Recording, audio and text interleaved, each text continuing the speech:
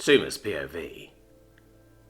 I sent him back, and as soon as he was gone, the lieutenant let out another deep sigh.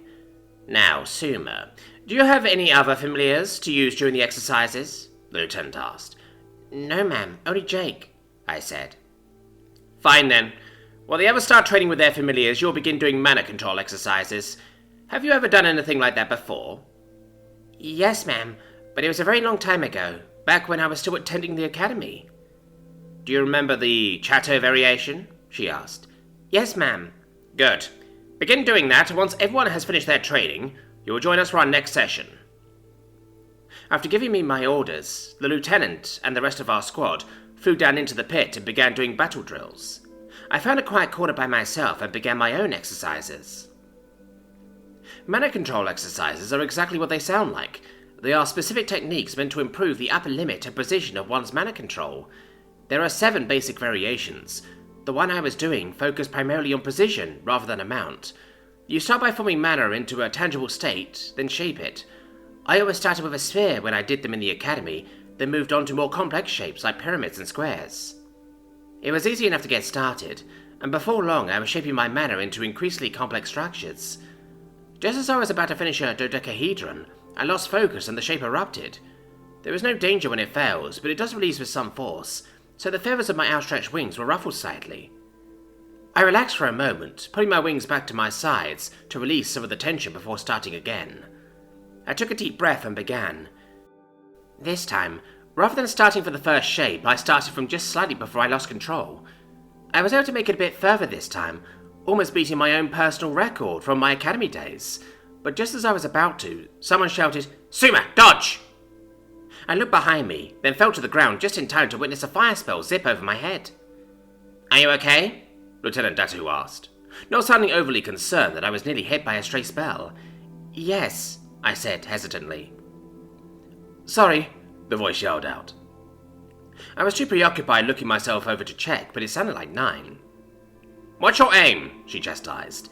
Now, do the drill again, everyone. After that, I decided to relocate myself out of their lines of fire. I started again behind a large rock wall several seconds away from the pit. Now that I was safely behind cover, I started the exercises again. I would like to say that I beat my own best, but I never did. I was too distracted thinking about my dream last night.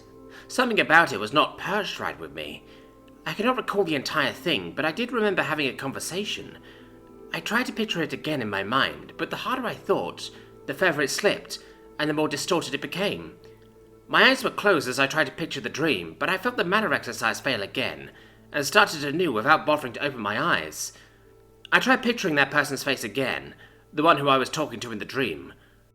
Whoever it was, he looked a bit like Jake, except this man was shorter and wore strange garments, a bit like Jake's armor, but it showed less skin than Jake's.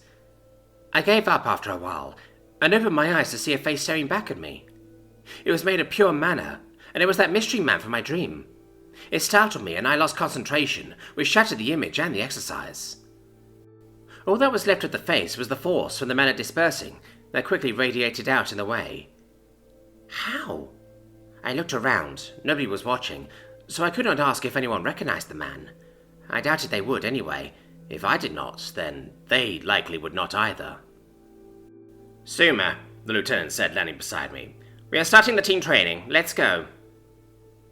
I followed her to the pit and landed beside the others. The lieutenant perched in front of us and explained what we would be doing. For the next hour, we will be doing live fire magic drills. You will not be allowed to use your primary affinity, only your secondary. Mum, may I ask why? Ro asked. If you only train in a single affinity, then situations in which that affinity is useless will cripple you. If you only learn water-type magics, then a desert will be your undoing.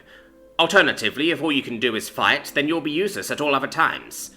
Diversify your skills. It will save your life, and your squads as well. After explaining, she created several targets by molding the ground at the other end of the pit. With a second spell, she turned the dirt targets into metal. Was that a transmutation spell? Odin's asked, as shocked as the rest of us. Incredible. I thought only royal and court mages could use such advanced levels of magic, I said. You are correct. I learned the technique during my tenure as a court mage, Lieutenant Datu explained. We were all impressed, but no one had time to ask any more questions, because she immediately ordered us to begin. 1 hour may not sound like a long time, but when you are casting one spell for another, it feels like a whole day. By the end, my mana was drained, and I was laying on the ground.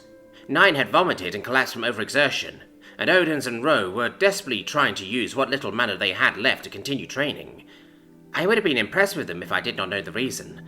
They were competing to see which one would last longer before passing out.